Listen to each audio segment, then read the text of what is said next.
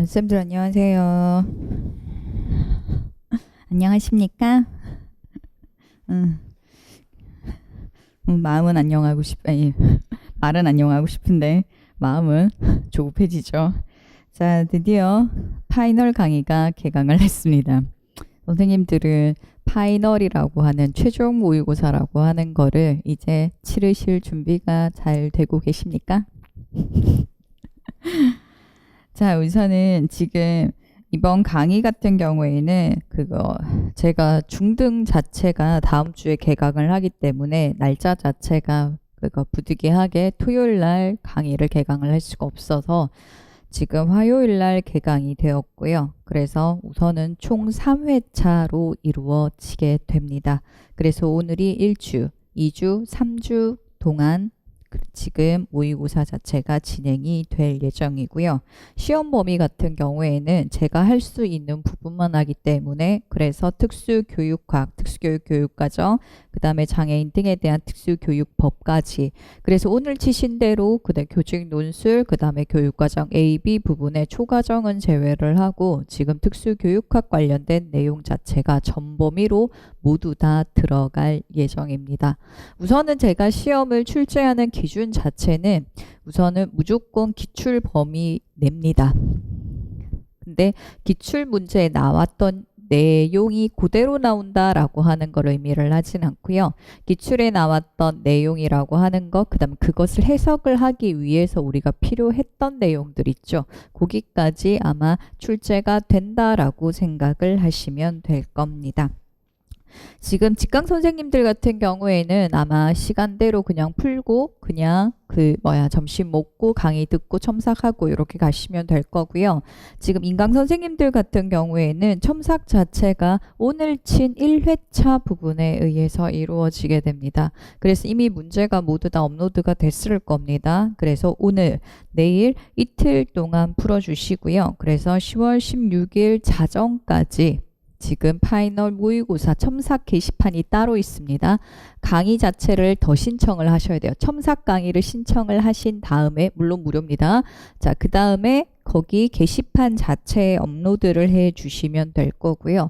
그 다음에 인강 선생님들은 지금 파일을 어떻게 올려달라라고 하는 내용이 공지사항 자체가 파일에 하나 더 올라가 있을 겁니다. 그거를 보시면서 참고를 해 주시면 될 겁니다. 자, 그 다음에 첨삭 같은 경우에는 인강 선생님들 같은 경우에 제가 모두 다 하나하나 녹음을 해서 지금 보내드릴 거고요. 직강 선생님들 같은 경우에는 강의 마친 뒤에 한 명 한 명당 첨삭이 이루어질 예정입니다. 지금 범위나 아니면 시험 치는 형태에 대해서는 많이 궁금증이 없으실 테고요. 제 생각에는 지금 이제부터 중요한 부분 자체가 어떻게 내가 공부를 해야 하느냐 그 부분에 초점이 맞추어져 있는 게 아닌가 저는 생각은 합니다. 자, 우선은 쌤들이 지금 여기 계시는 분들이 현재 모두 다 다른 수준이실 테고요. 그 다음에 많이 한다, 적게 한다 자체를 떠나서요. 지금 내가 마지막 시험 준비를 하는 데 있어서 마무리 단계가 어디까지 왔느냐가 저는 더 중요하다라고 생각을 하는 사람입니다. 우선은 저희 시험은 오늘도 치셨으면 아시겠지만 내용 자체가 어렵지는 않으셨을 거예요. 근데 정확하게 인출을 해서 나왔느냐 아니면 비슷하게 나왔느냐 아니면 긴가민가 하고 이거 어디서 봤는 데까지만 기억이 나고 내용을 잘 모르겠다 아마 여러 수준 자체가 나타나실 거예요. 근데 지금 모르는 거는요. 그냥 시험 치기 전까지 그냥 모르실 겁니다. 왜냐하면 지금 1년 동안 내가 열심히 봤는데도 불구하고 계속 봤는데 이해를 하지 못했다? 아니면 나는 처음 본다라고 하는 부분 같은 경우에는 실은 지금쯤은 이제 버리셔야 되는 부분은 맞습니다. 물론 그런 부분이 기출 부분까지 포함을 해서 너무 많다 이렇게 되면 안 되겠지만 그게 아니다라고 하면 난 아무리 봐도 안 되겠다 이 부분은. 근데 그렇다고 의사소통 장애 하나의 장애를 전체 다 날리는 건 아니잖아요. 그죠? 일부 몇 개 요소들이기 때문에 솔직히 그거는 그냥 하늘의 뜻에 맡겨야 됩니다. 안 나오기를 바란다거나 왜냐, 지금 내가 계속 봤는데도 불구하고 안 되기 때문에. 근데 그런 부분이 아니다라고 하면 이제 정확하게 다 가지고 가야 되는 게 초점이 되게 됩니다. 근데 다 가지고 간다라고 하는 거는 어떤 부분을 말을 하냐 하면 내가 한 번이라도 봤던 걸 가지고 간다. 이거 자체가 아니라 선생님들이 지금까지 공부를 하시면서 중요하다고 생각을 했던 거, 계속적으로 반복을 했던 거, 한마디 1년 동안 계속 봤던 부분 자체를 내가 시험장에 가서 완전히 쓸 수 있을 만큼을 가지고 가야 된다라는 걸 의미합니다. 오늘 써보셨으면 아시겠지만 내가 아는 거 완벽하게 쫙 다 잘 써졌습니까? 안 써졌습니까? 그게 잘 안 써질 겁니다. 나는 안다라고 생각을 했는데 그거를 정확하게 쓰지 못하는 것들이 대부분이기 때문에 우리는 지금 내가 지금까지 봐서 알고 있던 부분들 자체를 시험장에서 그것을 완전하게 완벽하게 다 써내려 갈 수 있는 데 초점을 맞추는 공부를 할 거예요. 자, 그래서 현재 지금 선생님들이 마무리가 어디까지 되어 있느냐라고 하는 것 자체가 상당히 중요한 부분입니다.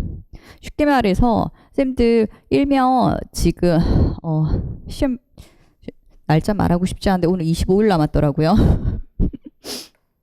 자, 여기가 D-Day죠. 자, D-Day인데 그러면 내가 지금 오늘 지금 우리 우선은 이 전 과정에 남아있는 과정 동안 우리는 뭘 할 거냐 하면 지금까지 봤던 걸 계속 반복할 겁니다. 근데 그 반복이 선생님들이 지금까지는 보통 눈으로 보는 데 초점이 많이 되셨을 것 같아요.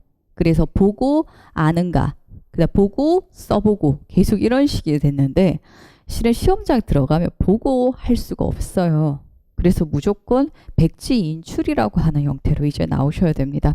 그래서 쉽게 말해서 아무것도 안 본 상태에서 내가 각 영역에서 어떠한 내용을 어디까지 아느냐 계속 인출해 봐야 되는 게 중요한데 그 인출을 하기 위해서는 별 수 없이 뭐가 필요하냐 하면 약간의 서브노트 형태의 내가 지금까지 공부했던 거를 정리해 놓은 자료 같은 것 등이 필요하게 됩니다.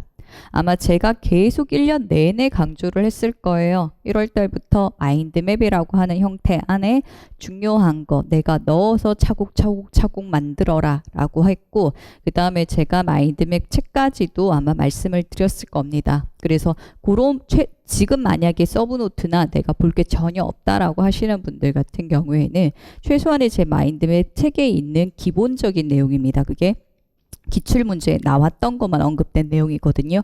그 부분만이라도 내가 다 가지고 갈 수 있도록 해주셔야 됩니다. 근데 내가 아무튼 지금까지 봤던 자료가 정리되어 있다라고 한다라는 게 전제가 오늘 만약에 내가 되어 있다라는 전제다라고 하면 이거 자체를 그냥 반으로 계속 나누시면 됩니다.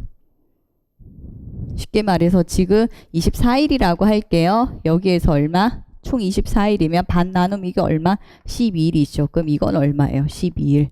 또 나누면 얼마? 6일. 여기 또 나누면 6일인데 3, 2, 1 이런 식으로. 날짜를. 그리고 나서 이제부터는 쌤들 솔직히 여기에서는 아마 한 번이 아니라 자세히 여러 번 돌아갈 수가 있을 거예요. 제가 말하는 여러 번 돌아간다라고 하는 것 자체는 우선 특수교육학 처음부터 끝까지 여긴 초등이니까 초과정 처음부터 끝까지 그 다음에 특과정 처음부터 끝까지 모든 과정 자체를 처음부터 끝까지 해서 계속 반복적으로 돌리는 기간 자체를 말합니다. 여기 한 번, 여기에 한 번, 여기에 한 번, 여기에 한 번, 한 번. 제가 여기에만 꼭 한 번을 돌리라고 하는 게 아니고요. 정확하게 어떠한 일이 있어도 이 기간 안에 한 번 이상 돌아라라고 하는 걸 말합니다. 참고로 근데 제가 말을 하는 돌아라라고 하는 게 그냥 하나 보고 하나 보고 하나 보고 하나 보고 그걸 의미하는 게 아니고요. 자, 오늘 만약에 내가 본 부분 자체가 장애 영역 기준으로 하면 제가 오늘 본 게 시각장애랑 그 다음에 학습장애를 봤다라고 하겠습니다. 자, 오늘 내가 이걸 봤어요. 그리고 나면 뭘 하냐 하면 쌤들이 오늘 몇 시에 집에 가실지는 모르겠지만 독서실에서 나오기 직전에 30분 전에 내가 오늘 봤던 내용을 다시 복습합니다. 오늘 밤에요. 내가 오늘 하루 종일 봤던 거 있죠. 마무리 정리를 합니다.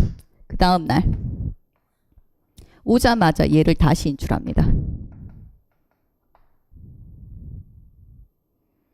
자, 그런 식으로 해서 지금 얘가 오늘 전체 본 거 복습, 그 다음 날까지도 정확하게 인출이 되느냐. 분명히 다 인출될까요? 안 될까요? 안 돼요.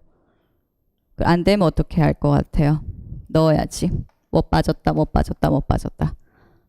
자, 요거 가지고 계셔야 돼요. 그리고 오늘 내가 또 뭔가를 공부하겠죠. 의사소통을 했습니다. 그 다음에 오늘 밤에 의사소통 공부를 합니다. 그 다음날 의사소통만 나오는 게 아니라 이날 했던 게 같이 나오셔야 돼요.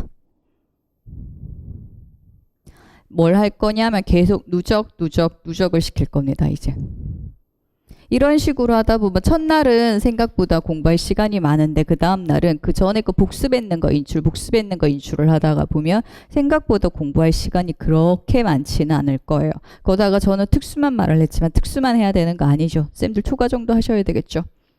그렇게 되면 이게 누적을 하면서 내가 앞에 봤던 거 또 보고 그러다 보면 이제 며칠이 가게 되면 시각은 너무 인출이 잘 되고 마지막 날 했었던 자폐는 인출이 안 되고 이런 식이 돼요. 자, 그러면 전체 내가 어느 정도 인출이 됐다. 시각이 굉장히 잘 나온다. 얘는 이틀에 한 번, 3일에 한 번으로 이제 텀을 늘리는 겁니다. 다만 학습장애, 의사소통장애, 그 다음에 행동지원 같은 얘들은 계속 돌아가야 됩니다. 왜냐하면 인출이 잘 안 돼. 선생님들이 유독 안 되시는 부분들이 있어요. 양이 많아서 안 되거나 아니면 나 혼자 유독 안 되는 부분이 있거든요. 그거는 좀 더 많이 넣으시고요. 근데 내가 인출 안 되는 거 자체를 더 많이 반복할 수 있게끔 내가 계획까지 세우시는 거죠. 자, 그런 식으로 해서 지금 복습하는 형태를 쫙 하셔가지고 전체적으로 이거 자체를 맞추시면 좋습니다. 그러니까 선생님들 처음에는 또박또박 쓰고 확인하고 이런 시간이 걸리기 때문에 제가 기간 자체를 상당히 넓게 주는 거고요. 근데 12일까지 안 걸려요. 12일까지는 보통 안 걸립니다. 아무리 많이 걸려도 10일 이내에 거의 끝이 납니다. 근데 이게 제가 그랬죠. 아예 완전하게 지금 준비되어 있는 사람은 이렇게 가도 된다 그랬는데 준비가 안 된 사람들이 있어요. 왜냐하면 앞에 영역별 모의고사가 난 아직 복습이 덜 됐다. 아니면 난 아직 서브노트나 이런 게 없다라고 하면 보통 쌤 이거 20일은 하시는 게 좋습니다. 최소 3주는 들어가야 되거든요. 자, 요 3주 해서 똑같이 반 계속 가르시면 된다라고 생각을 하시고 지금 앞에 나머지 시간 있죠. 거기에는 내가 아직 부족했던 거 마무리 지어야 하는 거 자체를 그 4일간 동안 무조건 마무리 지으시길 바랍니다.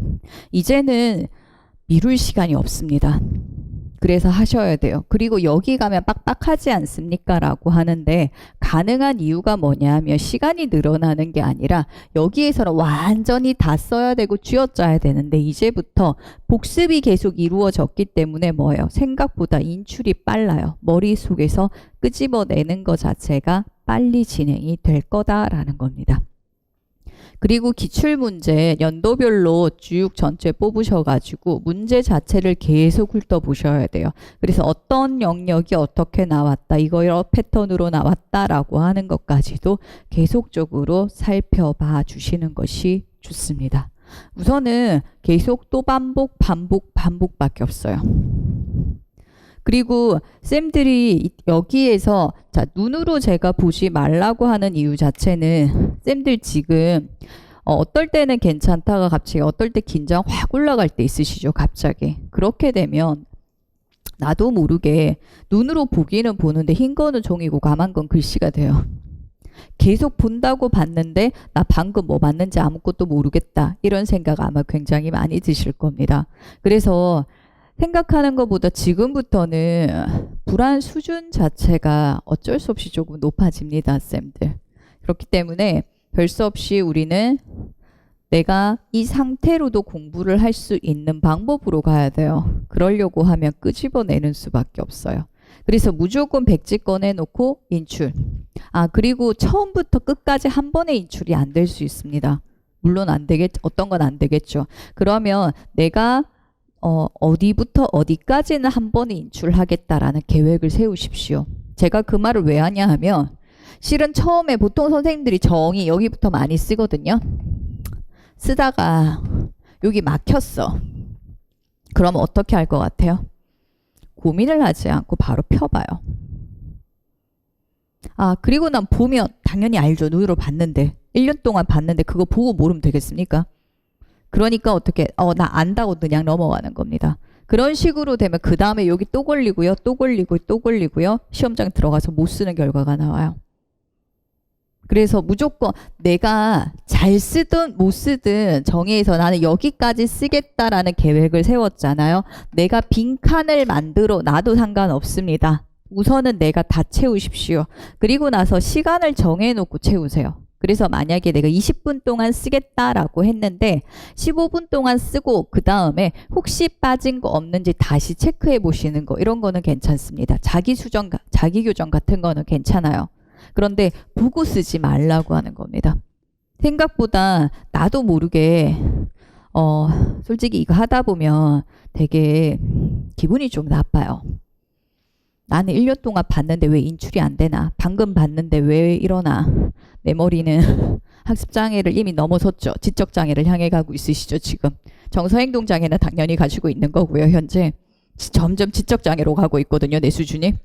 그렇기 때문에 생각하는 것보다 안 그래도 지금 스트레스는 받아 죽겠는데 인출하는 과정에서 스트레스를 또 받을 수밖에 없어요. 그러니까 조금이라도 편하게 공부를 하자라고 하는 생각이 점점 들 겁니다. 그리고 해야 될 게 많으니까 이거 빨리 하고 다른 거 하자. 다른 거 하자인데 쌤 있잖아요. 뭐라 그래야 되지? 나는 이만큼 알아요. 근데 이게 혼란스럽게 뒤죽박죽 있는 것보다요.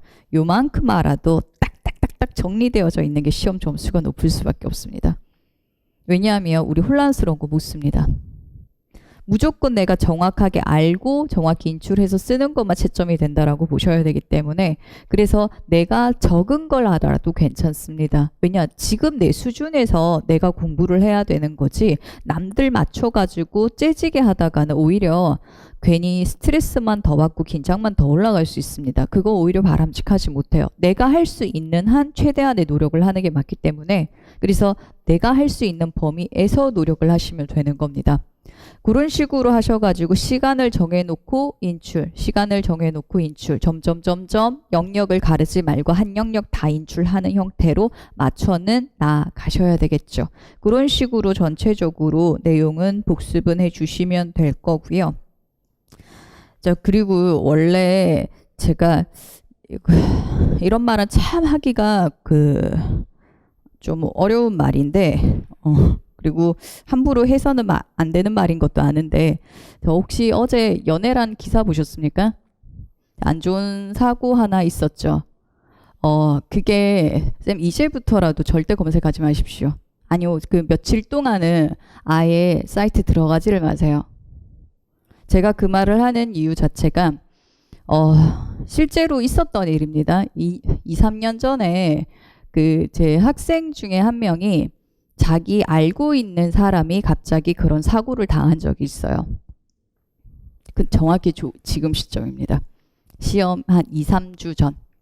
요거보다는 조금 덜 남았을 때 그랬더니 이게 자기도 왜 불안 수준이 극에 달해 있는 상황에서 그런 우울한 안 좋은 그 사고 자체 그리고 좀 아는 사람이잖아요.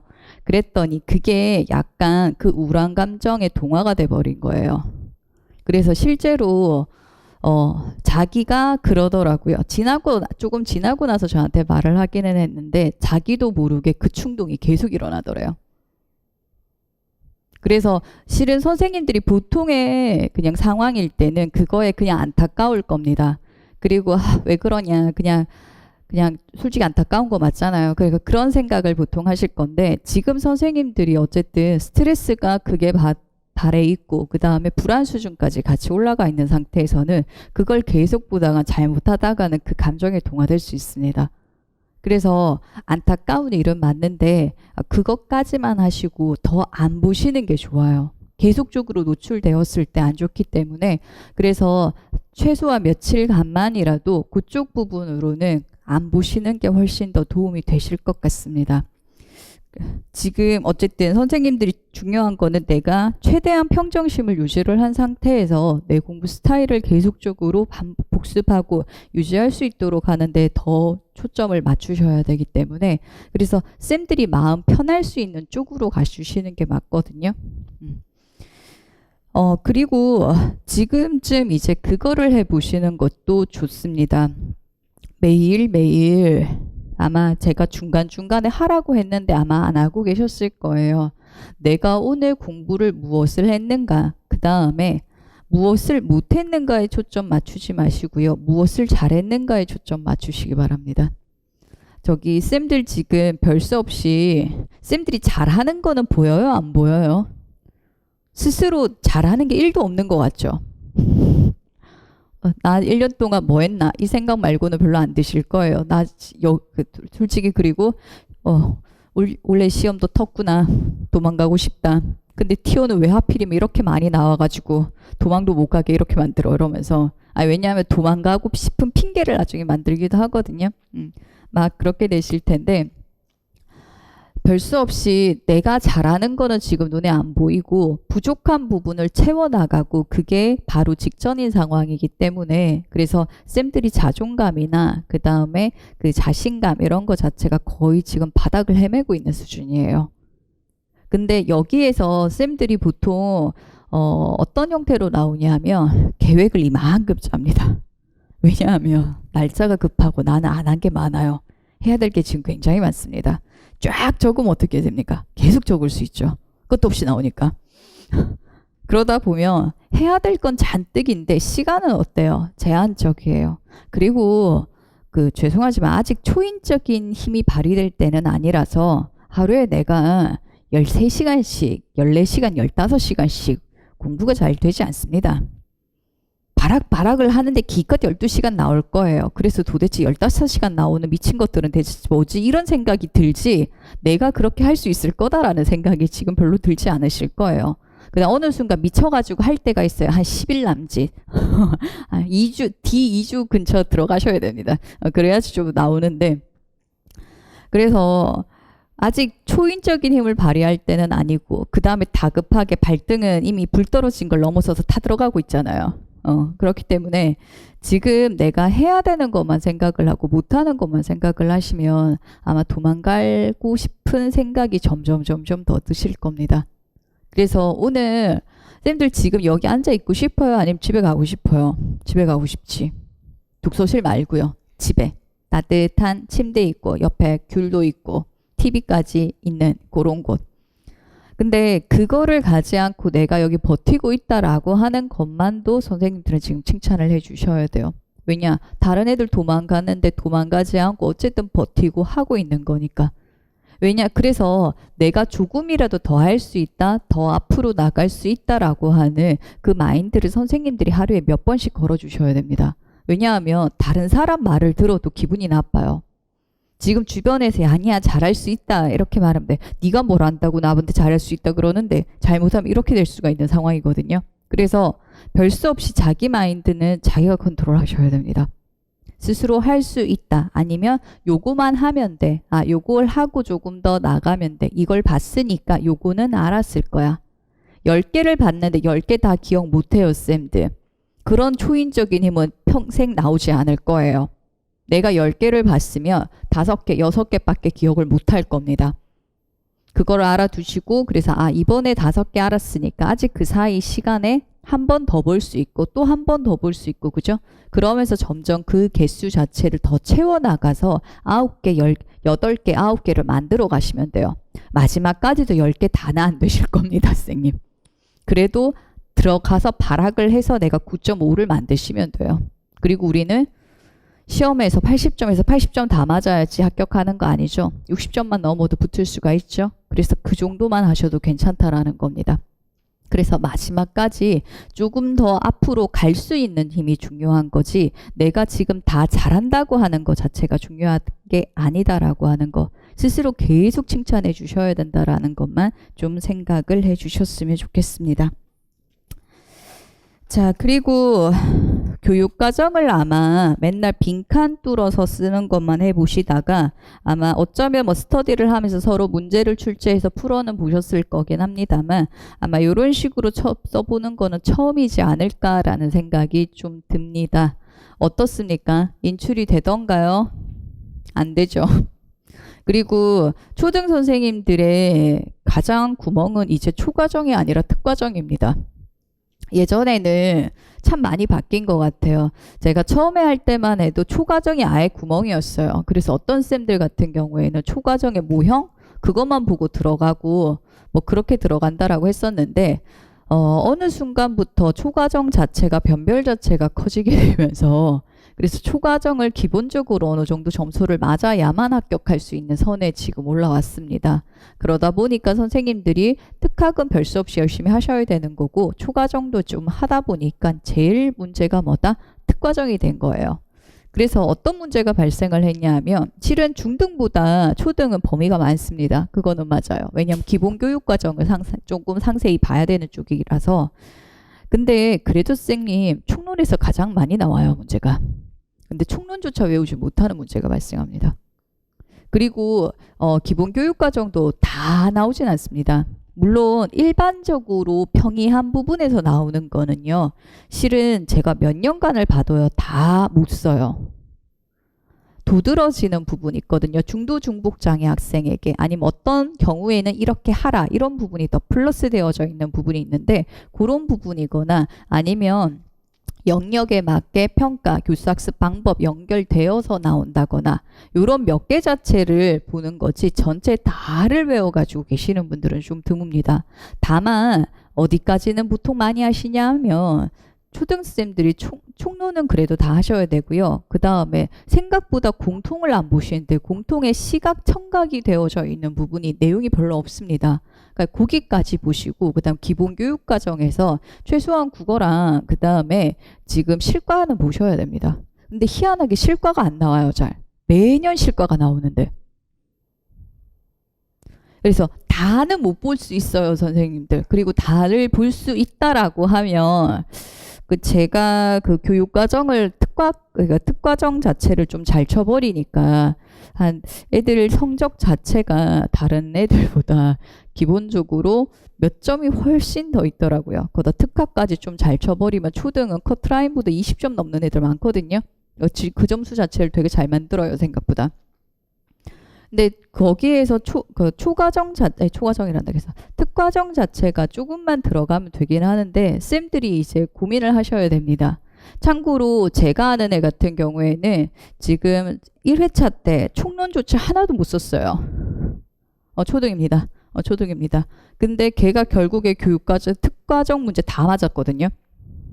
그게 그러더라고요. 그냥 독서실에서 그냥 주구장창 앉아서 펜으로 쓰고 외웠는 것 자체가 자기는 안 맞더라. 그래서 어떻게 했냐면 자기는 밥 먹으면서 교육과정 펴놓고 약간 좋은 방법은 아니에요. 남들이 보면 미쳤다라고 할 수는 있어요. 혼자 계속 이야기를 한 거예요. 자기가 자기 스스로한테 설명한 거예요. 그래서 이거는 이렇고 그 다음에 이럴 경우에는 이렇게 해야 돼 라고 해서 그 다음에 교육과정이 선생님들 줄글로 되어져 있으면 줄글로 외우시면 안 돼요. 핵심 어구 기준으로만 몇 개만 딱 들어가게만 뽑아서 외우셔야 되기 때문에 이렇게 되어서 요렇게 돼. 요거야. 이런 식으로 해서 계속 이야기를 하면서 외웠어요. 그래서 점심 먹는 시간, 저녁 먹는 시간 아니면 자기가 밖에 나와서 잠시 딴짓하는 시간. 그래서 계속 독서실에서 외우는 형태가 아니라 다른 형태를 써가지고 외우고 그 다음에 그거 되게 자극적입니다. 자기 목소리로 녹음하는 거예요. 우선은 한 번만 해보십시오. 하나만. 왜냐하면 자기 목소리를 자기가 들으면 등이 오싹오싹해서 바로 꺼요. 근데 그거를 견뎌야 되고 그 소리를 듣고 해야 되고 이런 식으로 돼서 생각한 것보다 자극 자체가 되게 강한지 자기 목소리로 외우면 되게 잘 외웁니다. 그 가능성이 좀 더 높아요. 그리고 왔다 갔다 하시는 분들 아직 계실 겁니다. 독서실 왔다 갔다 하는데 시간이 걸리시는 분들도 계실 거고, 그런 분들 같은 경우는 버스를 타거나 어쨌든 걸어서 왔다 갔다 하거나 그 시간 자체에도 그냥 뭔가 자극이 더 들어오는 게 좋다라고 하면 녹음했는 거라도 들으시는 거 자체가 좋아요. 그래서 교육과정을 꼭 시간을 만들어 가지고 따로 외우시기보다는 밥 먹는 시간, 왔다 갔다 하는 시간, 이런 시간에도 내가 뭐 보고 말이라도 하든지 듣던가 이런 짜투리 시간이라고 하는 것도 계속 활용을 해보세요. 왜냐하면 교육과정은 별 수 없이 몇 번으로 나오지 않습니다. 최하 10번 이상, 한 20번 근처를 내가 달달달달 봐야지 나올까 말까 한 수준이 돼요. 자연스럽게 나오려고 하면 계속 돌릴 수밖에 없거든요. 그래서 한 번이라도 더 도는 게 승리하는 겁니다. 그래서 교육과정 자체를 내가 아직 준비가 많이 안 되어 있다 하시는 분들이 대부분일 텐데, 그런 부분을 좀 더 신경을 써 주시면 좋을 것 같습니다. 그리고 교직 논술 자체를 첨삭을 하면 제가 조금은 언급을 해드리겠지만, 지금 선생님들이 그거를 분량 조절을 잘 못하시더라고요. 지금 우선 제가 모든 것 자체를 설명을 드릴 수 자체는 없고요. 지금 전체 분량 자체를 어떻게 조절을 하라라고 하는 거 그거만 보시면요. 쌤 분량 자체가 지금 1200자 자체를 맞춰야 됩니다. 1100자에서 1200자 자체를 맞추셔야 되고요. 그 다음에 자수 자체는 정확하게 원고지기 때문에 그대로 드러날 거기 때문에 내가 숫자를 하고 이럴 필요는 없어요. 근데 뭐가 문제냐 하면 쌤들이 위에 우선은 서론의 양과 그 다음에 밑에 결론의 양이 비슷해야 됩니다. 근데 200자씩 들어가기에는 저희가 지금 문제 자체가 15점으로 배점이 올라 버려가지고 그만큼 썼을 때는 조금 어려우실 거예요. 그래서 여기에서 조금씩 빼세요. 한 100자에서 150자 근처 합쳐서 한 300자 미만이 되도록. 그래서 서론과 결론 자체를 쉽게 말해서 쌤 줄로 할게요. 내가 몇 줄을 쓰겠다라고 했다라고 하면, 잠깐 원고쇼. 쌤들이 보통 200자, 저 약간 150자 정도면 한 6줄 될 거예요. 원고지에서. 그래서 한 5에서 6줄. 그리고 쌤 이게 되게 안 좋아요. 여기는 3줄, 여기는 8줄. 왜냐하면 이게 전체 균형 통일성이라고 하는 부분이라서 솔직히 한 줄 정도는 차이 나도 괜찮아요. 근데 그게 과하게 차이 나는 것 자체는 좋지 않습니다. 그래서 보통 5, 6줄 근처에서 우리가 쓴다라고 하면 여기 아마 2문장 정도가 들어가시면 양이 맞으실 거예요. 그 다음에 결론도 똑같이 2문장 정도 들어가시면 되겠죠. 자, 그리고 저는 그냥 이렇게 시켜버리거든요. 쌤들 서론이랑 결론 같은 경우에는 존재하고 낮춤법이랑 이런 거 자체만 다 맞으면 됩니다. 거기 안에 어떤 내용을 얼마나 잘 적었는지에 대한 채점이 없습니다. 그렇기 때문에 쌤 여기 내용에 신경을 쓰지 마세요. 그래서 서론이랑 결론이랑 약간 공식처럼 정해 놓으셔도 상관없습니다. 그래서 저 같은 경우는 여기에다 그거 시켜버리거든요. 첫 번째 문장 통합교육 정의 쓰십시오. 그냥.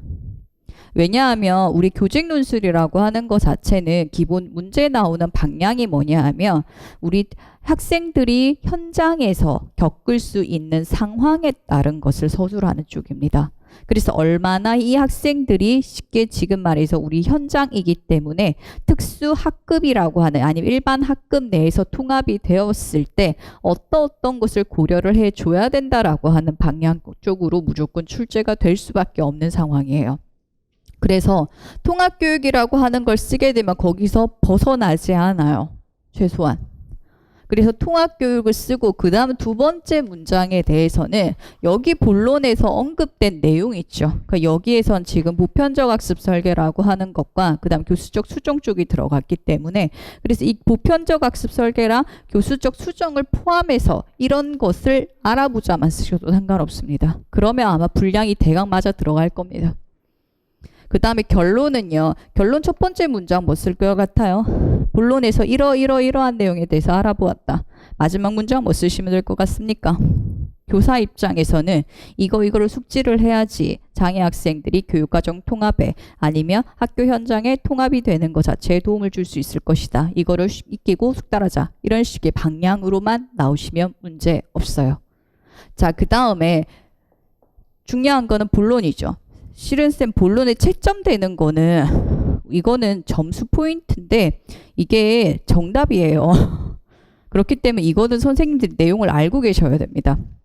그리고 기본적으로 여러 가지 무언가를 적용할 수 있다라는 여러 가지 기법들 좀 알아주시면 좋은데 보통 또래 교수랑 그 다음에 협동학습, 그 다음에 협력교수 이러한 방법들이 조금 많이 들어가고 요즘은 사회성 관련돼 가지고는 자폐에서 나왔던 여러 가지 사회성 관련 가르치는 기술도 있죠. 사회적 상황 이야기, 언제마나 이런 거 있죠. 그런 부분도 쓸 수 있다라는 방향으로만 알아두셔도 될 겁니다. 자, 그리고 여기에서 문단을 우선은 나누시면서 대강의 그거를 잡아가셔야 됩니다. 여기서부터 내가 그냥 본론을 써 내려가시면 아마 분량 조절이 안 되실 거예요. 그래서 어떻게 하냐 하면 쌤들 보통 이렇게 많이 나누세요. 여기 논술의 내용 보시면 뭐는 1점, 뭐는 2점, 뭐는 5점, 뭐는 2점 이런 식으로 돼 있으면 안에 15점이 들어갔으면 보통 2개에서 3개 정도를 물어요. 내용 자체, 큰 내용. 안에 채점되는 번호 자체, 그러니까 개수는 더 되겠지만 내용 자체가 크게 2개에서 3개 정도가 들어갈 겁니다. 그래서 2-3개 들어가는 기준으로 문단을 나누게 되면 지금 이렇게 돼요. 교육과정적 통합과 그다음 그걸 하기 위해서 일반 교육과정 접근을 위한 방법 2가지. 이거 한 문단으로 들어갈 수 있습니다. 그 다음에 거기에 대해서 접근 2가지 방법 자체 첫 번째가 보편적 학습 설계고 두 번째가 뭡니까? 교수적 수정이 들어가야 되거든요. 마지막. 그래서 얘들이 각각 한 문단을 처리를 하시면 돼요.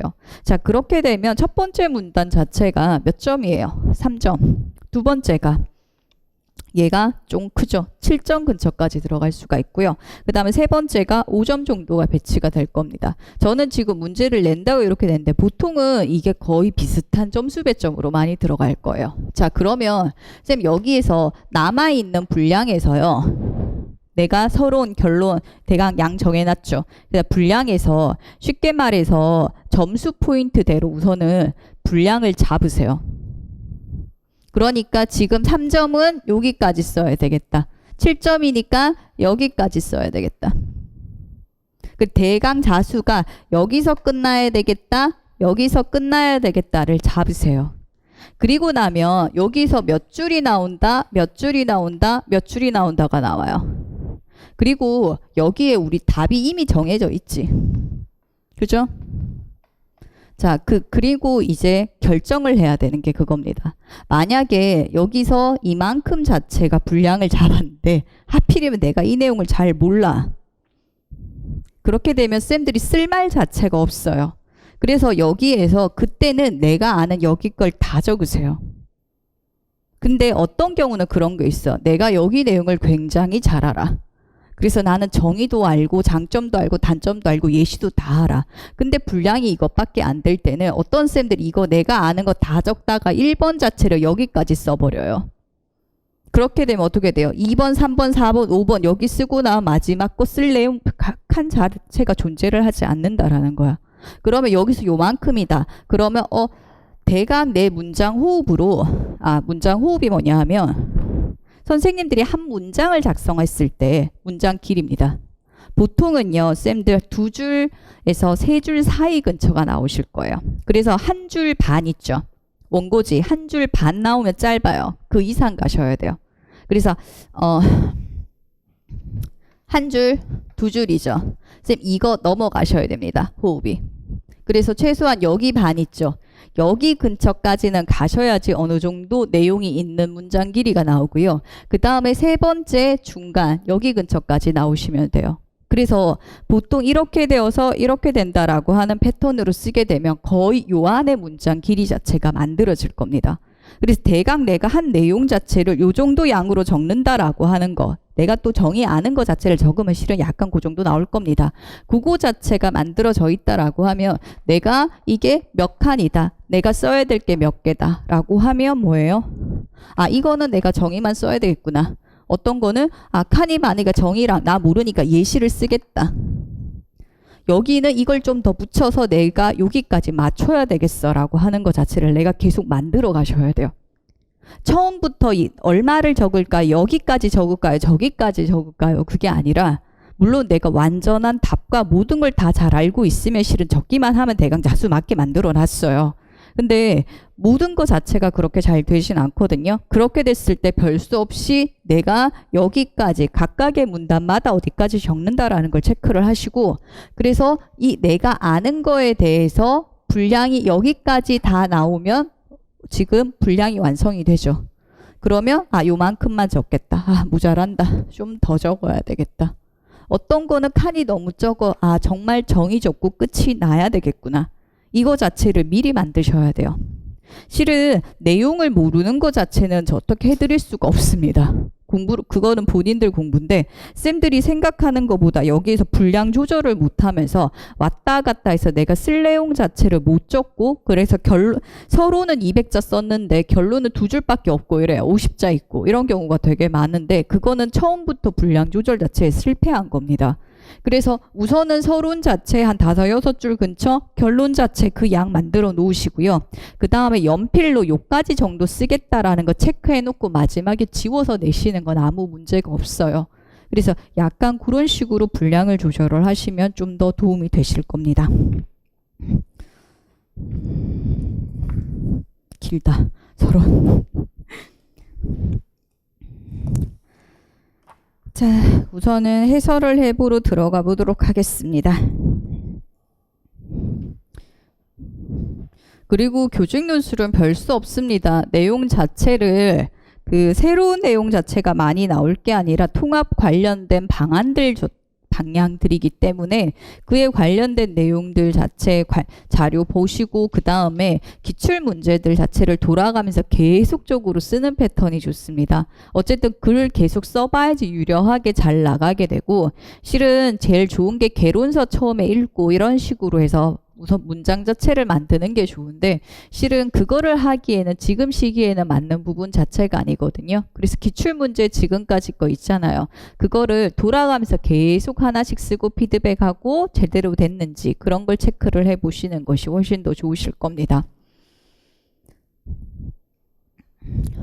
그리고 우선은 전체적으로 초점 자체가 지금 현장에서 초점이 되는 부분 자체는 별 수 없이 교육과정 통합이고요. 그 다음에 현재 가장 이슈화 되는 건 어쨌든 평가 부분입니다. 평가 조정에 관련된 부분. 별 수 없이 우리 학생들 자체가 그 일반 교육과정 안에 포함이 되어가지고 거기서 적용을 하기 위해서는 어쨌든 얘들도 평가 결과 자체가 나와야 되거든요. 그러려고 했더니 실은 대안적 평가를 적용을 하려고 하면 이런 결과가 나타나요. 우리 애들이 일반 애들보다 점수가 더 높을 수도 있죠. 근데 실은 객관적으로 생각을 했을 때 우리 애들은 지금 그 일반 성취 기준을 달성을 못했는데 얘들한테 그만큼 점수를 준다라는 건 실은 좀 안 맞아요. 그러다 보니까 현장에서는 별 수 없이 다 평가 조정 쪽의 방향으로 거의 다 흘러가고 있거든요. 그래서 기본적으로 요즘 추세 자체는 그렇다라고 하는 거랑 그 다음에 현장에서 요즘 이슈화 될 만한 내용과 그걸 통합교육을 시키기 위해서 구체적 방안들과 관련되는 이런 것이 어떤 게 있는지 방향으로 생각을 해보시면 좀 좋으실 겁니다. 자, 우선은 교직 논술 들어가도록 하겠습니다. 자, 우선은 문제입니다. 다음은 일반 교사와 특수교사 간의 대화 내용이다. 교육과정적 통합에 대해서 서술을 하고 그다음 일반 교육과정에 접근할 수 있는 2가지 원리를 쓰시오. 그 다음에 문제 자체는 다 밑에 배점 밑에 여기만 들어가 있어요. 자, 첫 번째 나옵니다. 선생님 교육과정 통합이라는 용어가 조금 생소하게 들려요 라고 하는 게 있습니다. 자, 통합의 종류 자체가 나오는데 물리적 통합에 이어서 사회적 통합, 교육과정적 통합으로 나아가야 된다라고 하는 방향성이라고 생각을 해주셔도 됩니다. 현재 우리는 물리적 통합 수준에 이루어져 있지만 그래서 요즘 가장 문제가 되는 게 뭐예요? 학생들이 실제적으로 가서 통합이 되지 못하기 때문에 그래서 사회성 기술 자체가 직접 가르쳐야 된다라는 내용과 학교에 왔기 때문에 그들 학생 수준에 맞는 교수 목표를 달성을 해야 된다라는 쪽에 교육과정적 통합이라고 하는 게 같이 이슈화가 된다. 그래서 초점 자체가 이제 물리적 통합이 나오지는 않을 거예요. 다만 그거는 있어요. 사회적 통합을 더 잘 시키기 위해서 물리적인 걸 어떤 걸 고려해 주면 좋겠느냐라고 하는 방향은 나올 수 있어도 단순하게 물리적 통합을 시키는 방향은 지금 거리가 멉니다. 이미 모두 다 도달을 했기 때문에. 그래서 어떻게 사회적 통합을 시켜야 하는 구체적인 방법, 그 다음에 교육과정적 통합을 하기 위해서는 어떤 게 있느냐라는 겁니다. 자, 우선은 교육과정적 통합 자체가 어떤 겁니까? 교육과정이 통합됐어요. 쉽게 말해서 우리 애들이 일반 교육과정을 어떻게 적용하느냐 그 말입니다. 그래서 일반 교육과정 접근이다라고 하는 표현으로도 쓸 수가 있다라는 겁니다. 그래서 장애 학생이 일반 교육에 접근을 하는 방법은 구체적으로 어떤 게 있는가? 첫 번째 기억이라고 하는 게 뭡니까? 보편적 학습 설계라고 하는 것이다라는 겁니다. 자, 이건 어떤 겁니까? 보편적 학습 설계. 보편적 학습 설계는 어떤 겁니까? 자, 보편적 학습 설계다라고 하는 거는 쌤 1페이지 있죠? 해설 1페이지 왼쪽 편에 밑에서 한 7번째 줄에 있을 겁니다. 자, 보편적 학습 설계의 목적은 보다 많은 학생들이 일반 교육 과정에 접근할 수 있도록 하는 데 있으며, 자, 보다 많은 학생들이기 때문에 장애 학생들이든 아니면 다양한 특성을 가진 학생들이든 모든 학생들이 일반 교육 과정에 좀 더 잘 접근할 수 있도록, 그래서 특별한 조정과 지원의 필요로 하는 학생의 수를 감소시키는 데 있다라는 겁니다. 이건 무슨 말입니까? 특별한 지원을 필요로 하지 않고, 아니 추가적인 뭔가를 많이 필요로 하지 않으면서 모든 학생들을 교육과정에 포함시키도록 하는 것을 말한다라는 겁니다. 그러니까 하나의 특성만 가지고 있는 학생들이 아니라 다양한 특성을 가지는 학생들, 다양한 수준을 가지는 학생들 자체가 교육과정에 접근할 수 있도록 교육과정이 굉장히 융통성을 가지고 있어야 되는 것이다 라고 하는 게 보편적 학습 설계가 되는 것이다 라는 겁니다. 자, 그래서 지금 1페이지로 다시 넘어가시면 오른쪽 편에 가시면 이제 거시적 의미에서는 무엇이고 미시적 의미로는 무엇이다 라고 하는 이러한 내용이 나오죠. 자, 그래서 제일 좋은 거는 교육과정을 처음부터 만들 때 뭡니까? 모든 학생들이 다 이용을 할 수 있도록 보편적 학습 설계의 원리에 적용된 교육과정을 만드는 것이 가장 좋을 것이다. 그리고 나서 이걸로 했을 때 안 되는 경우가 있겠죠. 그럴 때 쓰는 것이 무엇이다? 마지막에 말하는 교수적 수정이다라는 겁니다. 그래서 쉽게 말해서 뭐예요? 학생의 IP라고 하는 것을 바탕으로 해서 일반 교육과정에 접근할 수 있도록 5가지 부분 자체를 수정해서 접근하는 것이다. 이렇게 크게 봐주셔도 된다라는 겁니다. 하나를 더 넣는다라고 하면 일반 교육과정에 접근하는 방법이라기보다 수단적인 역할을 하는데, 조금이라도 학생들이 그 교육과정에 들어가서 기능할 수 있도록 학생들의 특성에 맞는 보조공학을 제공해 준다라고 하는 큰 방향으로 가셔도 된다라는 겁니다. 실은 쌤 이게 작년 중등에 마지막에 언급이 됐던 내용입니다. 결론을 이런 것을 고려해서 써라라고 했던 방향이 교수적 수정 이전에 먼저 교육과정이 보편적 학습 설계를 고려해서 수정 이전에 모든 학생을 포함할 수 있도록 먼저 설계가 되어져야 된다라는 것이고요. 그게 되지 않았을 때 학생의 목표에 따라서 수정한 교육과정을 써라라고 하는 방향으로 나가는 겁니다. 교육과정 지도서 보시면 앞에 나옵니다. 내용 자체가. 그래서 우선은 그렇게 들어가는 것이고요. 그 다음에 보편적 학습 설계에서 어떠한 장점, 그 다음에 원리 이런 거 자체는 알아두시면 될 겁니다. 그 다음에 지금 예시 때문에 제가 넣어놨는데 쌤 3페이지에 가시면요. 보편적 학습 설계 전략 적용의 예라고 해서 우리는 원리 3가지에 따라서 특성 요것밖에 생각을 하지 않는데 지금 학생의 특성 자체가 크게 2개로 나누어져 있어요. 참여하고 있는 수업 내용을 이해하는 데 어려움이 있는 경우 쉽게 말해서 뭐예요? 다양한 표상 자체에 문제가 있다 쪽이라고 생각하시면 되겠습니까? 그래서 그쪽에 문제가 있는 학생들에게 구체적인 예시가 이런 게 있다라고 하는 걸 봐두세요. 특히 초등 같은 경우 구체적 예시 같은 걸 좀 봐두셔야 되기 때문에 이런 걸 쓸 수가 있고요. 그 다음에 오른쪽 편에 가시면 학급 토론에 참여하지 않거나 반대로 학급 내에서 대화를 독점하는 경우에 사용을 할 수 있는 방법 자체가 이런 것이 있다라고 해서 학생의 이거는 사회성 관련되는 거 참여 수준을 높일 수 있는 구체적 방안으로도 활용이 될 수가 있는 부분입니다. 그래서 예시를 좀 봐두라고 이 문제 자체를 출제를 했었습니다. 자, 그 다음에 교수적 수정은 제가 더 언급을 안 해도 될 것 같습니다. 이거 교수적 수정이라고 하기도 하고 교육과정 수정이라고 하기도 하는데 그래서 교수 환경의 수정, 집단, 내용, 방법, 평가 방법의 수정으로 만들어질 수 있는 겁니다. 자, 이런 식으로 해서 내용 자체 정의랑 그 다음에 특성이 무엇이다 한 줄씩 정도만 쓰셔도 지금 15개 부분 자체는 길게 안 쓰셔도 돼요. 하나에 대해서 정확하게 정의 근처만 쓰셔도 분량은 크게 문제가 없을 겁니다. 자, 그 다음에 A형 1번 넘어갑니다.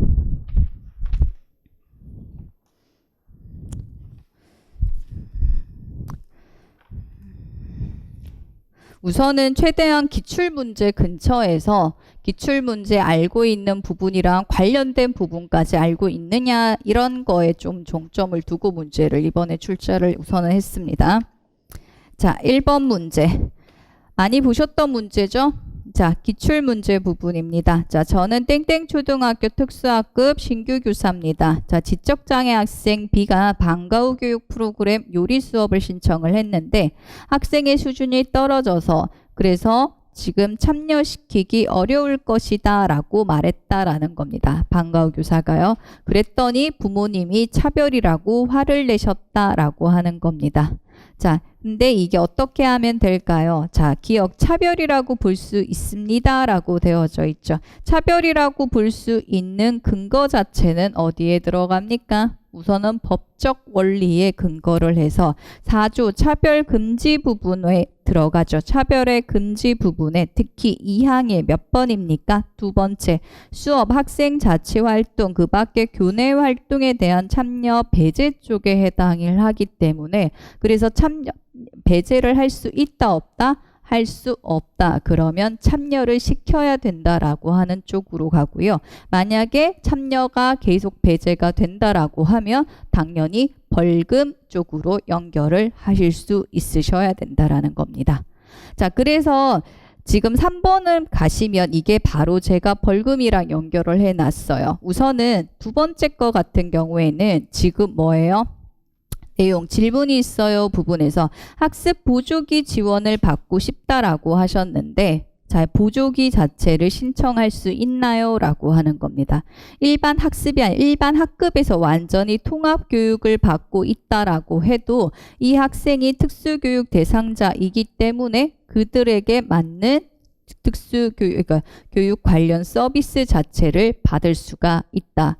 그래서 여기에서는 지금 우선 이것도 지금 차별이 되는 근거 자체는 뭐예요? 지원하지 않았을 때 특수교육 관련 서비스, 특히 학습 보조기 지원이라고 하는 부분에서의 제공에서의 차별이 되기 때문에 그래서 제공하지 않았을 때 벌금 300만 원 이하에 처할 수가 있다라는 겁니다. 그러면 보통 학습 보조기를 지원할 수 있는 구체적 방법은 교육과정에서 어떤 식으로 제공하라고 되어져 있습니까? 자, 보조기라고 하는 것도 다 뭘로 생각을 하셔야 됩니까? 관련 서비스. 그리고 이러한 특수교육 관련 서비스는 개별화 교육 계획에 따라 교육과정에서는 지원을 할 수가 있다라고 하는 겁니다. 자, 2번으로 다시 갈게요. 자, 니은을 보고 자, 니은 보시면 리플에 자, 저는 경력 13년차 C교사입니다. 선생님 지적장애 학생이라도 요리 수업의 일부라도 참여할 수 있는 방법이 있습니다. 라고 해서 언급을 해놨습니다. 이게 뭘 의미할 것 같아요? 부분 참여의 원리를 말을 하는 겁니다. 배제를 하는 것 자체가 아니라 처음부터 끝까지 참여를 하지 못하더라도 조금이라도 참여할 수 있도록 만들자라고 하는 부분 참여의 원리 쪽이라고 방향을 잡아주셔야 되는 거죠. 자, A교사. 자, 선생님의 말씀을 듣고 B학생을 요리 프로그램에 참여시키기 위한 방법을 작성해 보았습니다. 다른 학생들이 라면 끓이기 활동을 하고 있을 때 B학생은 관찰하고 있다가예요. 나중에 함께 라면을 먹도록 구상해 보았습니다. 라고 되어져 있습니다. C교사. 선생님 아무래도 그건 조금 곤란한 방법인 것 같습니다. 자, 아니다라는 거죠. 자, 그럼 왜 아니다라는 겁니까? 자, 우선은 부분 참여의 원리에 어디에 해당된다? 오류 유형 중에 수동적 참여에 해당되죠. 수동적 참여는 어떤 겁니까? 자, 우선은 부분 참여의 원리에는 오류 유형 자체가 4가지가 나오는데 이 4가지의 공통점은 뭐예요? 어디에 참여를 하지 못하고 있다? 학생이 참여해야 하는 기능적 활동이라고 하는 목표에 참여를 하지 못하고 있는 유형들이다라는 겁니다. 자, 그럼 수동적 참여는 어떻게 지금 참여를 못하는 겁니까? 활동을 직접 해보면서 목표를 달성을 해야 하는데 그것을 직접 사동이 수행하지 못하고 관찰만 하기 때문에 자, 선생님들 수영 배울 때 다른 사람이 하는 거 보기만 하고 수영할 수 있습니까? 아니죠. 내가 직접 해봐야지 그것을 익힐 수가 있다. 그래서 지금 뭐예요? 자신의 목표에 직접 참여할 수 있도록 해야 된다라고 하는 방향으로 바꾸어 주셔야 된다라고 하는 거죠. 그 다음에 근시안적 참여는 어떤 거였습니까? 활동에는 참여하는데 목표를 달성하는 활동이 아니라 그 외적인 부분에 참여하는 것. 단편적 참여라고 하는 것은 계속 참여하는 게 아니라 일정 시간만. 그 다음에 참여기의 상실이라고 하는 건 뭡니까? 특정한 어떠한 기능적 기술에 참여하지 못하게 되는 것을 말하게 됩니다. 자, 그러면 여기에서 A교사, C교사 두 교사 간의 공동 협력 형태는 뭡니까? 두 교사가 어떻게 협력을 하고 있는 것이다. 자, 5페이지에 교사 간 공동 협력의 형태 있습니다. 협력적 교환, 협력적 모델링, 협력적 코칭, 협력적 감독, 협력적 조언이라고 하는 부분이 있습니다. 물론 협력적 자문이라고 하는 것과 그다음 협력 교수 이렇게 나눌 수도 있겠지만 실은 약간 교대 쪽 부분에서는 이런 쪽으로 많이 보고 있거든요. 그래서 여기에서는 어디에 해당된다? 협력적 코칭에 해당되죠. 그래서 경험이 많은 교사가 그 다음에 동료, 보통 신규 교사에게 실질적으로 어떻게 해야 되는지 보여줄 수도 있고 그 다음에 피드백까지 제공을 해줄 수 있는 것 자체가 협력적 코칭에 해당되는 내용입니다. 여기 그러니까 신규 교사인 A 교사가 뭐예요? 직접 짜서 보냈고 된다 안 된다 피드백 자체를 받은 형태로 들어가는 겁니다. 자, 그 다음에 두 번째 문제입니다.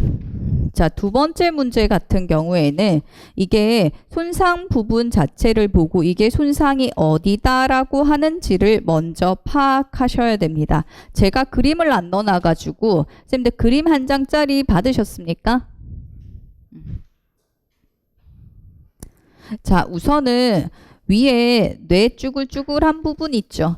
그 부분 자체가 무엇을 말합니까? 추체로라고 하는 것을 의미합니다. 가장자리에 있는 부분이 추체로, 추체로에 문제가 있는 것이 어디다? 경직형이다라고 하는 걸 알 수가 있고요.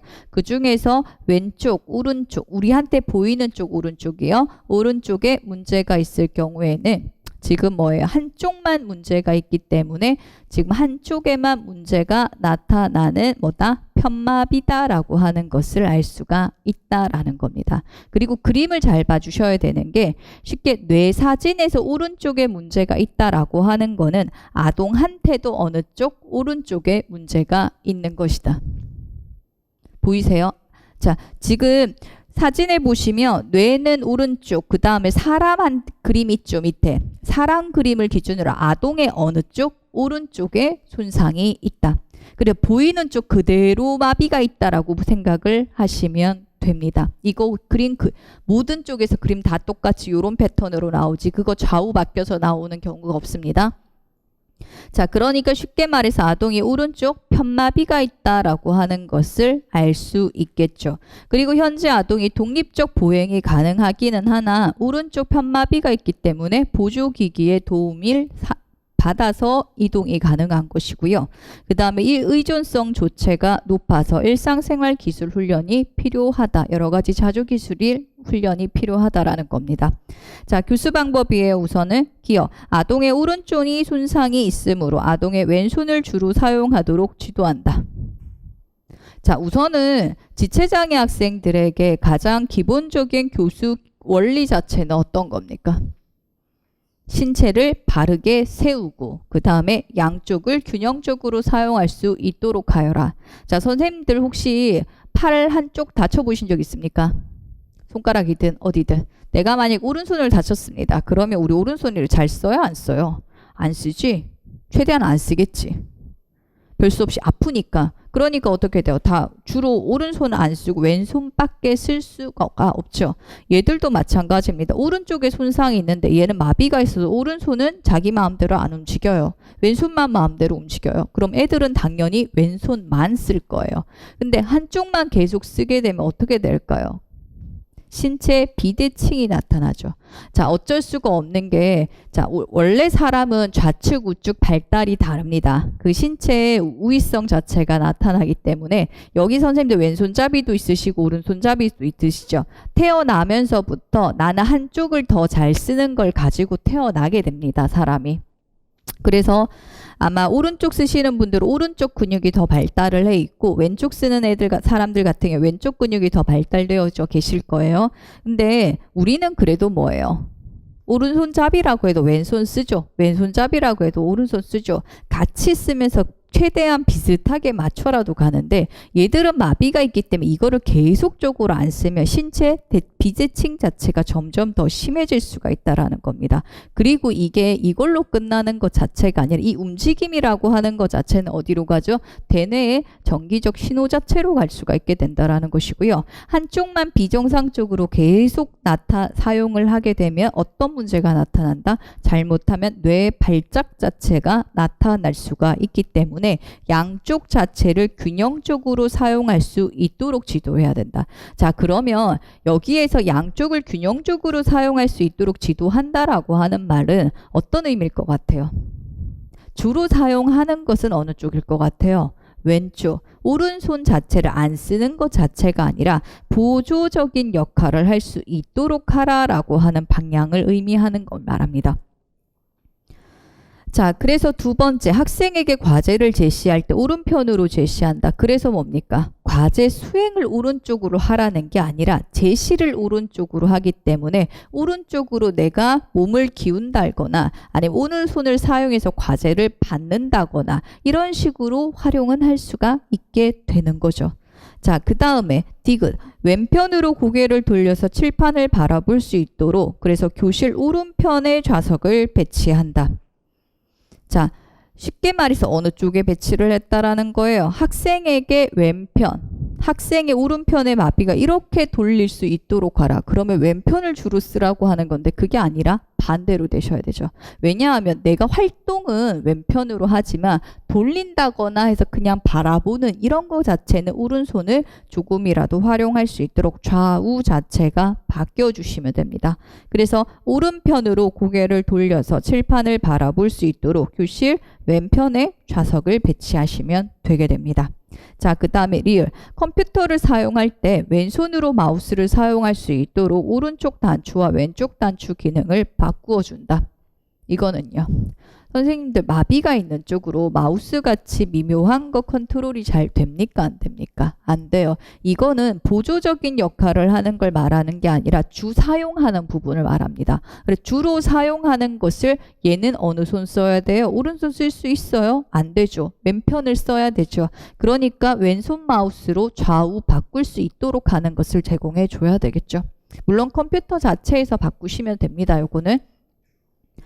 자, 그 다음에 2번입니다. 다에 A를 착용하는 쪽. 자, 다 가시면 이동 보조기기에 지팡이를 사용을 한다. 자, 편마비가 있는 학생들에게요. 지금 지팡이 중에서도 네발 지팡이 있죠. 지팡이 밑에 이렇게 네발되어져 있어 균형 자체를 잘 잡을 수 있도록 하는 거. 요거 자체는 신체 안정성 자체를 조금이라도 더 지지해 줄 수 있는 형태이기 때문에 사용할 수가 있는 형태입니다. 자, 그러면 지팡이, 목발 같은 경우는 어느 쪽에 착용을 해서 어떻게 계단을 오르내리는가라고 하는 겁니다. 자, 착용은 어느 쪽에 합니까? 마비가 있는 쪽에 착용을 할까요? 마비가 없는 쪽에 착용을 할까요? 착용은 없는 쪽에 착용을 하게 됩니다. 자, 우선은 오른쪽에 마비가 있다라고 하면 제가 오른쪽 있고 오른쪽에 마비가 있어요. 그 다음 오른쪽에 만약에 목발이나 아니면 지팡이를 가지고 있다라고 할게요. 자, 그러면 우리 항상 지팡이는 어느 쪽이랑 같이 움직여요? 아픈 쪽, 환측, 마비가 있는 쪽이랑 같이 움직여야 되죠. 그래야지 뭡니까? 마비가 있는 쪽의 기능 자체를 지팡이가 대신 조금이라도 해주기 때문에 무조건 같이 움직여야 돼요. 그러면 걸을 때 어떻게 걸어야 돼요? 이쪽에 착용한다 그러면 이렇게 같이 움직여야 되지. 내가 오른발이 나가면서 지금 오른팔이 같이 나간다라고 하는 형태지. 지금 이 리듬이 맞아요? 안 맞아요? 안 맞아요. 그래서 반대쪽으로 갑니다. 그래야지 뭐예요? 이쪽이 나가면서 내가 오른발이 나가려고 하면 왼발 기준으로 하고 왼발은 서 있고 오른발과 어느 발이 같이 나간 왼팔 쪽에 있는 지팡이가 나가면서 양쪽으로 균형을 잡아줄 수 있는 형태로 간다라는 겁니다. 그래서 착용 자체는 마비가 없는 쪽. 그 다음에 사용 방법은 어떻게 한다? 무조건 환측이랑 같이 나간다. 자, 계단에서 사용 방법. 계단을 올라갈 때는 어떻게 하는 게 좋습니까? 자, 무조건 올라가든 내려가든 무조건 그거 뭐예요? 그 건측 있죠. 마비가 없는 쪽 발이 위에 있으시면 됩니다. 무조건 위에 있으면 돼요. 자, 그러니까 올라갈 때는 뭐예요? 건측이 나간 후 환측 플러스 마비가 있는 쪽과 그다음 지팡이가 같이 나가고요. 내려올 때는 뭐가 올라가 있어야 돼요? 건측이 올라가 있어요. 그러니까 내려오는 거는 환측과 목발이 내려온 후에 그 다음에 건측이 내려온다. 이런 패턴으로 가주시면 됩니다. 자, 그 다음에 A 아동의 신체적 특성을 고려할 때 B, C를 지도하는 방법을 쓰시오. B 부분 자체가 위생, 그 다음에 C 착탈이 부분입니다.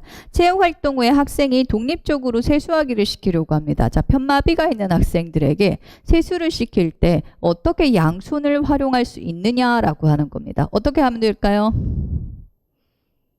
자, 실은 양손을 이렇게 될까요? 안 될까요? 똑같이는 안 돼요. 자, 그러니까 이게 이 손에 어떤 역할을 하면 된다? 지지하는 역할을 우리는 신체를 지지할 거라고 생각을 하는데 이 손을 지시를 해준답니다. 그렇게 해서 어떻게 되냐면 양손 협응을 위해 마비되지 않는 손으로 마비된 손의 아랫부분을 받쳐서 그래서 지금 오른손 있잖아. 이걸 받쳐서 같이 있죠. 그러니까 여기 손목 잡는 게 이 밑에 이렇게 받쳐가지고 얘로 같이 쓸 수 있도록 이런 식으로 해서 양손 모두 다 활용을 해서 씻을 수 있도록 하게 되는 것이고요. 그 다음에 지금 착탈이 부분에서 앞이 트인 셔츠 입기를 지도하는 경우 어떻게 합니까? 자, 한마디로 옷 입을 때, 옷 벗을 때, 지금 옷 입을 때만 할게요. 입을 때 어떤 팔이 먼저 들어가면 됩니까? 자, 요거 생각하시면 됩니다. 선생님들 옷 입을 때 어떤 팔이 들어가기가 편해요? 먼저 들어가는 팔이 편하고 나중에 들어가는 게 뒤로 넘어간다거나 좀 불편하게 옷을 입어야 되죠. 그러니까 마비가 있는 쪽 팔부터 먼저 입고 그 다음 마비가 없는 쪽 팔이 불편한 쪽으로 들어가시면 된다라는 거겠죠. 그럼 뺄 때는 어떻게 돼요? 뺄 때는 먼저 빼는 게 힘들지. 그러니까 마비가 없는 쪽 팔부터 빼고 그 다음에 마비가 있는 쪽 팔을 뺀다. 이런 식으로 들어가시면 된다라는 겁니다. 자, 그 다음에 세 번째 문제입니다. 실과 부분이에요. 자, 우선은 제가 성취기준 부분으로 넣어놨는데, 자, 가는 기본교육과정 실과의 성취기준이다. 물음에 답하시오. 일부러 2015 이거는 안 적었어요. 전체 다 2015 교육과정만 적용되는 형태라서요. 자, 지체장애와 지적장애를 함께 가진 중복정애 있고, 그 다음에 장애 정도가 심하다라고 해서 현재 아동이 중도 중복장애다라고 보셔도 상관없다라고 하는 겁니다. 실과 성취 기준 컴퓨터 활용하고 그 다음에 건전한 정보와 사이버 언어 이용을 통하여 정보 통신 예절을 한다. 일부러 그냥 답 다 준 거나 똑같아요. 자, 여기에서 가해 성취 기준에 해당하는 영역과 핵심 개념을 쓰시오. 자, 개념이 뭐예요? 이미 안에 용어가 뭐 나옵니까? 정보통신 나오죠. 그래서 핵심 개념은 정보통신 자체가 되고요. 그래서 쉽게 말해서 이거 영역만 물은 거랑 똑같아요. 그래서 정보통신을 포함하고 있는 영역이 무엇이다? 기술정보이다 라고 하는 겁니다. 쌤, 다른 거보다 쌤이 요즘 초등에서 가장 이슈화되고 있는 것 중에 하나가 코딩 교육이죠. 그래서 이 코딩이라고 하는 게 어디서 언급이 될까라고 했을 때 실과에서 그나마 정보통신 쪽이랑 그나마 연결이 될 수 있는 거고요. 그 다음에 또 하나가 쌤 지금 그 특수학교 기준이기는 합니다만 특수학교 기준에서 지금 진로교육이 엄청 강화됐는 거 아세요? 강화된 정도를 넘어서서 예전에 상담교사 학교에 한 명씩 배치했잖아요. 그것처럼 특수학교 내에서 진로교사 무조건 의무적으로 지금 배치하겠다 돼서 전체 지금 연수하고 난리 났거든요. 그래서 지금 기본적으로 현장 초점 자체가 거기에 맞춰져 있기 때문에 그 진로 관련되는 쪽이랑 그러니까 진로 인식 있잖아요. 실과에 그쪽 부분이랑 그 다음에 코딩 이거 자체가 연결될 수 있는 정보통신이 있는 기술정보 이런 부분 자체는 조금 더 봐두시는 것이 좋다라고 하는 겁니다. 자, 그 다음에 가해 해당 영역의 교수학습 방법 중 학생 A의 특성을 고려한 방법을 쓰시오라고 하는 겁니다. 우선은 가해 해당 영역 자체가 기술 정보다라고 하는 걸 모르시면 실은 풀 수가 없어요. 그래서 그거 특히나 기본교육과정 같은 경우에는 지금 해당 영역에 맞게 교수학습 방법, 뭐 유의점, 그 다음에 평가 주안점 나오는 부분이 있거든요.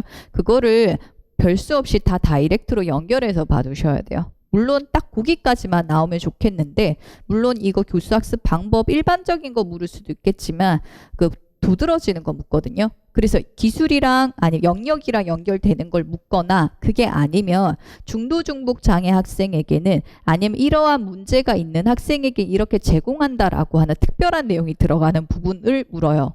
그러니까 그런 거 기준으로 보시려면 얘는 나눠놓을 수밖에 없다라는 겁니다. 자, 그래서 지금 기술 정보에 따른 교수학습 방법 중 A 학생의 특성을 고려한 요 부분 자체가 들어가죠. 해설 보시면 해설 7페이지 오른쪽에 기술 정보 영역에서의 지금 교수학습 방법은 원래는 일상생활에 필요한 정보 탐색이나 정보통신기기 활용 및 공구를 사용한 직업활동 등을 통하여 이런 내용인데요. 자, 특히 중등도 및 중도지체 장애 학생들에게는 초점이 신체, 운동 상태에 적합한 보조공학적 지원을 하고 안전사고에 유의한다라고 하는 내용이 추가로 들어가 있습니다. 그래서 일반적인 내용도 그렇겠지만 이런 추가적으로 들어간 내용 자체를 더 우선적으로 봐주시는 게 좀 더 도움이 되실 겁니다. 자, 그 다음에 3번 가 영역에서의 평가 시 주안점을 쓰시오라고 되어져 있습니다. 기술정보에서의 평가의 주안점 자체는 자, 우선은 정보와 시대에 필요로 하는 기초적인 능력 함량과 공구를 사용하여 일상생활에서 필요한 작업을 수행할 수 있는지에 주안점을 두어 평가한다. 자, 문장 쭉 읽으시면 안 돼요. 그래서 기초적인 능력 함량, 그 다음에 공구 사용하여, 그 다음에 일상생활 작업 수행, 이 정도는 외워두셔야 된다라는 겁니다. 완전 다를 외우시면 가장 좋겠지만 의미 맞게 크게 2개다, 3개다 나눠지는 부분 자체에서 핵심어 기준으로 이렇게라도 봐두시는 것이 좋습니다. 자, 그 다음에 4번째, 실과 교과를 평가하기 위해 보기와 같은 일반적인 평가 방법이 나와 있어요. 실은 평가 방법 2개라고 보셔도 되거든요. 그게 실과에서 이렇게 양적, 질적으로 평가하는 일반적인 방법 자체가 있고요. 이거 외에 사용을 하는 경우가 있습니다. 지금 1번에서 6번까지 언급된 일반적인 방법으로 평가하기 곤란한 학생들은 성취도, 참여도, 협력도, 만족도, 체험 빈도 등의 전반적 측면을 통합적으로 평가하는 다면적 평가를 실시하거나 수정된 평가 방법 등을 제공한다. 이것도 어떻게 읽으셔야 될까요? 다면적 평가나 그 다음에 수정된 평가 방법 등을 제공. 그런 다음에 뭡니까? 성취, 참여, 협력, 만족, 체험 빈도, 고려. 이렇게 붙여서 외우시라는 겁니다. 처음부터 문장으로 쭉 외우시면 이거 절대로 못 외워요. 핵심 개념 자체 이거 2개다. 그리고 2개를 여기에서 이렇게 붙여서 외워야 된다. 이렇게 잘라가면서 보시는 게 외워지실 때 훨씬 더 편하다라는 겁니다. 자, 그 다음에 4번까지 하고 쉬었다가 할게요. 자, 4번 하고 쉴게요.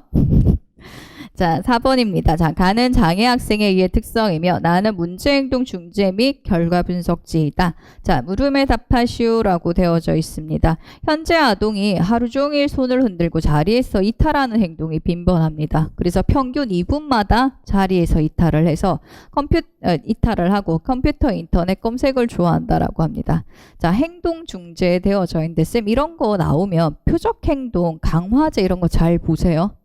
왜냐하면 우리는 기억, 니은 자체만 보시게 되는데 그렇게 되면 문제 안 풀리는 경우가 간혹 있을 거예요. 자, 현재 표적 행동이 뭐예요? 10분간 수업에 참여하기.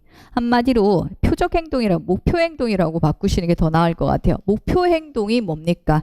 10분 동안 수업에 참여하기라고 하는 겁니다.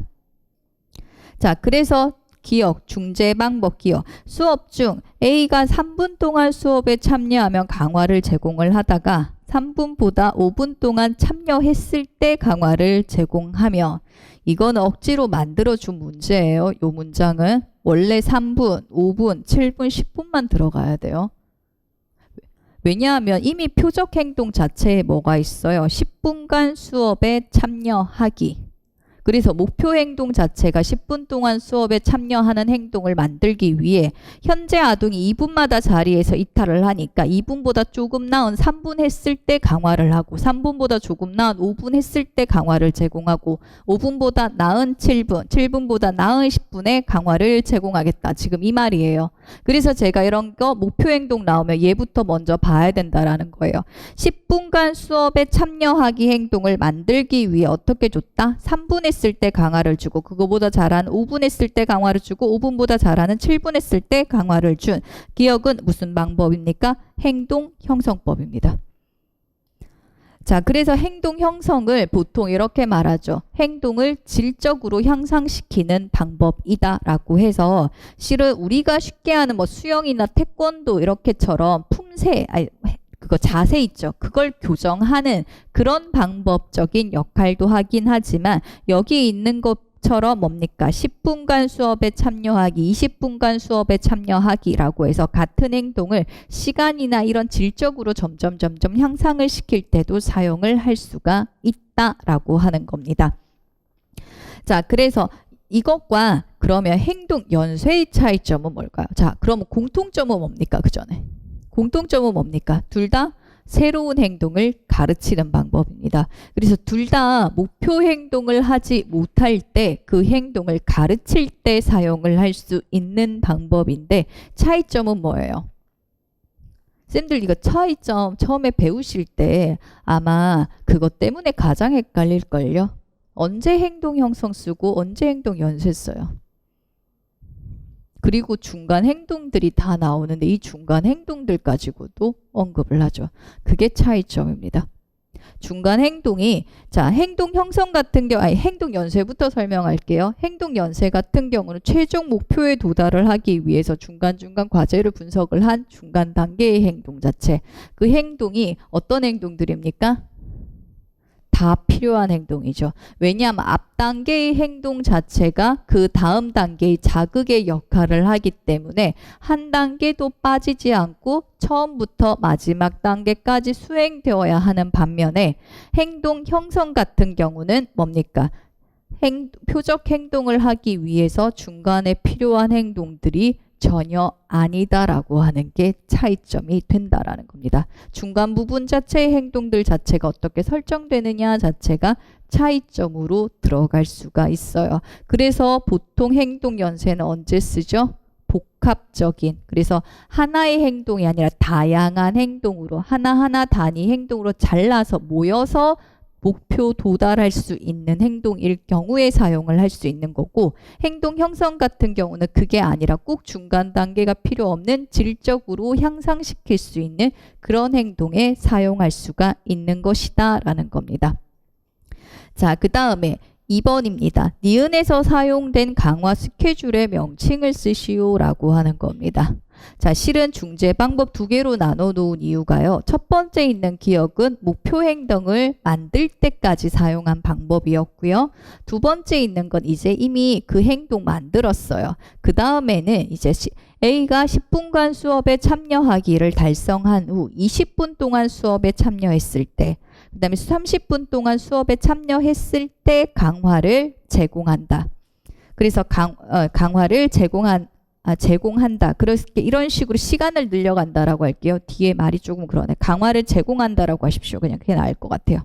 자, 이때 니은에서 사용된 강화 스케줄의 명칭은 뭡니까?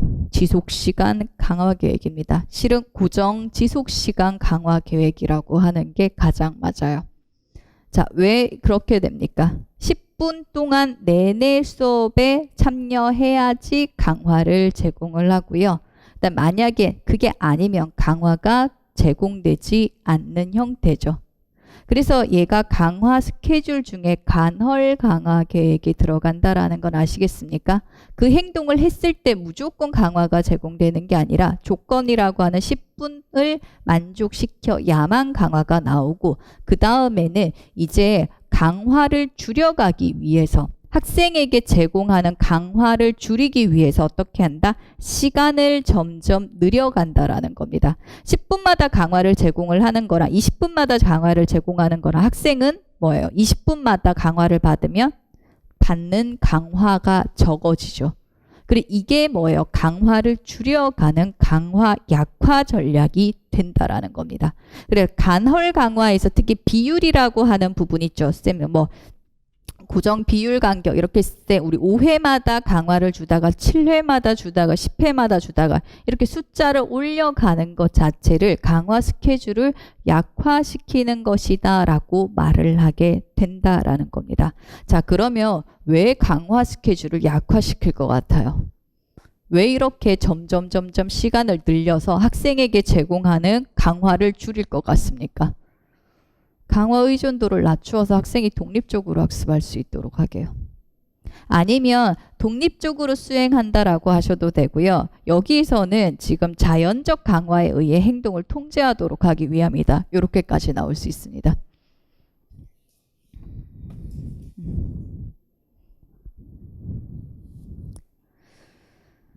자, 그 9페이지 강화 스케줄의 약화 부분 자체에 지금 두 번째 줄에 나오죠. 첫 번째 줄 보시면 교실 내 강화 체계는 행동 변화를 빠르게 나타내기 위한 임시적 구조여야 한다. 그래서 교사는 궁극적으로 학생의 행동이 좀 더 자연스러운 강화 인자의 통제하에 놓을 것을 계획한다. 이게 무슨 말이에요? 자연적 강화에 의해 행동이 통제돼야 된다라는 겁니다. 이 말인 즉슨 아동이 지금 교사가 제공하는 촉구에 의존하지 않고 학생 스스로 행동을 하고 자연적 강화에 의해 그 행동이 계속적으로 나타날 수 있게 되는 제대로 된 학습 자체를 의미하게 되는 거죠. 자, 그리고 이것을 사용했을 때 강화 스케줄을 약화시킬 때 유의해야 될 점이 한 가지 있습니다. 여기 어떤 게 들어가면 됩니까? 여기에 비율 긴장, 비율 부담이라고 쓰셔도 상관없습니다. 비율 긴장이 들어간다라는 겁니다. 비율 긴장이 어떤 겁니까? 비율 긴장은 어떤 겁니까? 자, 지금 10페이지 왼편에 지금 1, 2, 3, 4, 5, 6, 7 아래쪽에 보세요. 자, 스케줄을 약화할 때는 한 가지 주의점이 있다. 행동의 비율 부담에 영향을 받을 수 있다라는 것이다 라는 겁니다. 비율 부담, 비율 긴장 같은 말입니다. 비율 부담은 정반응과 강화의 비율이 너무 크다고 할 만큼 스케줄 약화가 빨리 일어날 때 발생을 한다. 무슨 말입니까? 학생에게 필요한 강화 조건보다 커졌을 때를 말합니다. 아직 학생은 뭐예요? 이 기준이라면 지속시간 10분 동안 지속할 때마다 강화가 나와야 되는데 학생에게 필요한 건 그 정도 양인데 갑자기 기준을 어떻게 40분 아니면 30분 이렇게 올려버린 것을 말합니다. 갑자기 강화를 받을 기준 자체가 급격하게 증가하였기 때문에 아동은 강화를 받을 수 있다 없다? 강화를 받을 수가 없어서 강화를 받지 못한 행동은 어떻게 됩니까? 속어가 되게 되는 거죠.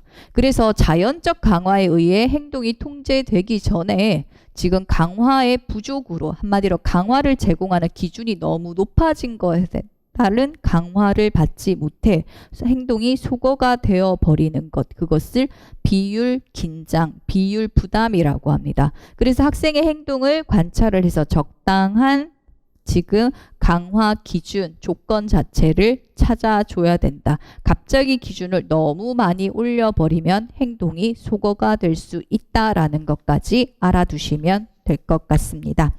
자, 여기까지 하고 좀 쉬었다가 5번부터 들어가도록 하겠습니다.